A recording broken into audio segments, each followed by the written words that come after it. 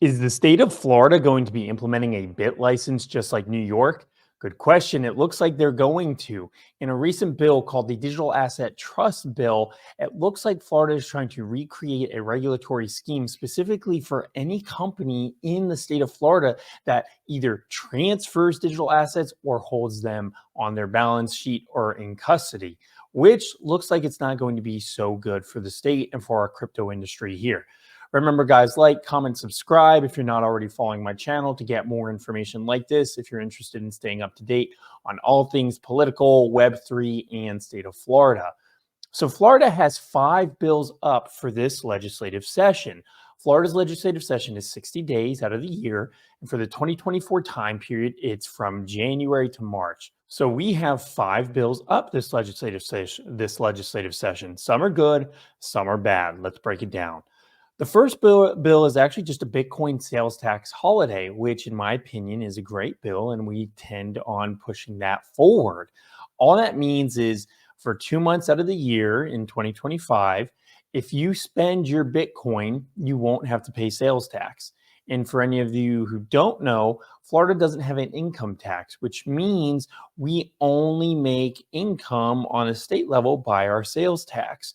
So we very often will have sales tax holidays to promote Floridians buying super goods. For example, during the back to school season, back to school goods like paper, pencils, envelopes, pamphlets, whatever that has to do with kids going to school, backpacks, will be sales tax free. So the whole idea is we want to encourage in the state of Florida the idea that Bitcoin is an actual currency.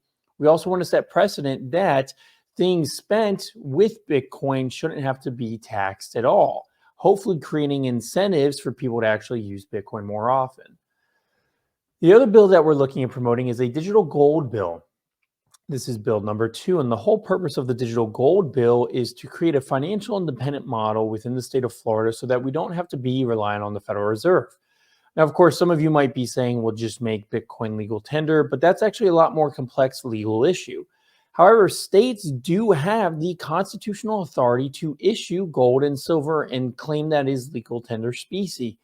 So if you follow my logic, we could actually make it so that digital gold and digital silver are currency within the state of Florida, which if you're thinking of digital assets like a Bitcoin, which is very similar to a digital gold and is labeled as a commodity, if we can get digital gold and digital silver to be recognized as legal specie in the state of Florida, we could be setting precedent for Bitcoin to actually be legal tender as well.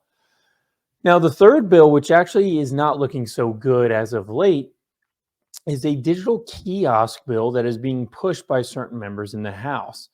The issue here is that there has been growing fraud within the Bitcoin ATM community, but not because of Bitcoin ATMs themselves. In fact, Bitcoin ATMs are some of the highest regulated money transmitter service providers in the state. Bitcoin ATMs or digital asset kiosks are so heavily regulated that it's quite a hard business to start. However, old people are still getting scammed. Unfortunately, most of the time, these are actually romance scams. So an elderly citizen, maybe 60 years old or older, will go convinced on the phone that the person they are listening to is actually their boyfriend or their girlfriend. They will then make a transaction and they will never see that money again. Whoever had them make that transaction and convince them on the other phone that they were in love with them just took all their money. And sometimes it's their entire life savings, which is bad. However, it's not the Bitcoin ATM's fault. See, Bitcoin ATMs have an entire process around these exact type of transactions. It'll say, are you over 60 years old? Are you on the phone with somebody? Are they telling you to send it to another wallet? All with flashing red signs saying, don't do it. However, because these old people really do love whoever's on that phone with them, even though it's a scammer, bypass all those safety rail guards and just go ahead and send the transaction anyway. So we've been working with the state of Florida to essentially say, hey, we're okay with some amount of regulation. We obviously want to do what we can to stop the elderly from being scammed, but we also want to make sure that these regulations aren't overburdensome to the kiosk community here in the state.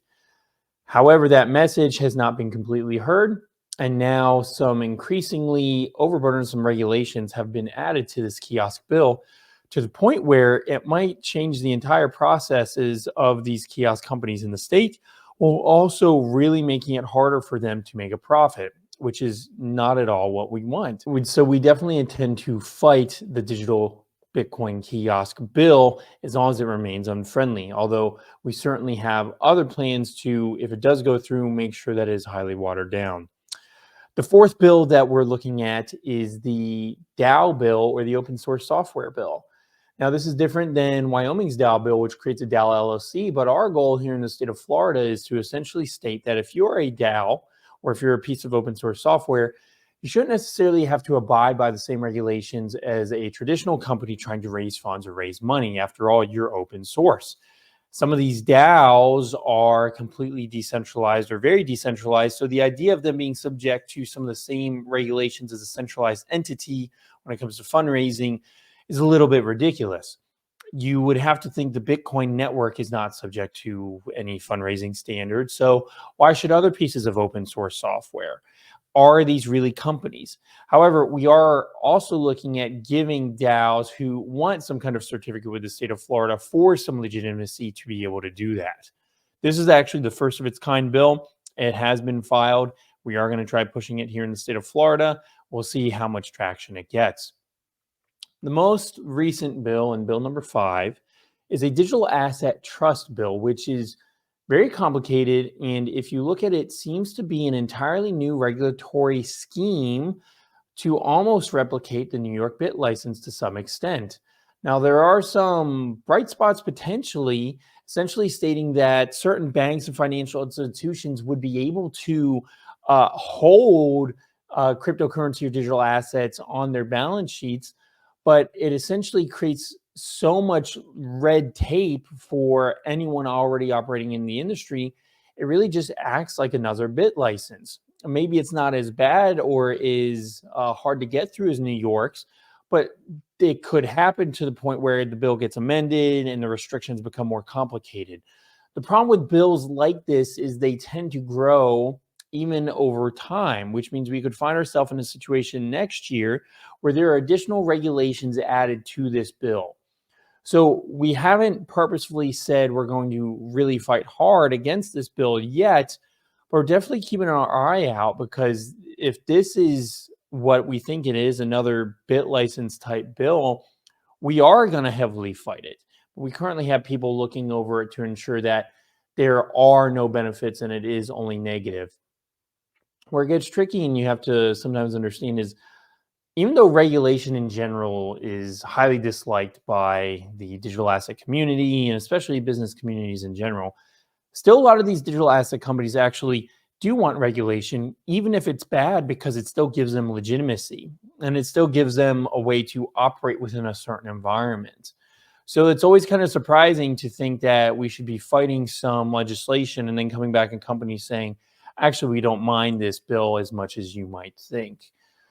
So that's the current agenda for Florida's 2024 legislative session. I'll be up there in Tallahassee, as well as some of my partners up there, to essentially ensure that we're doing the work that needs to be done to push good legislation and stop bad legislation.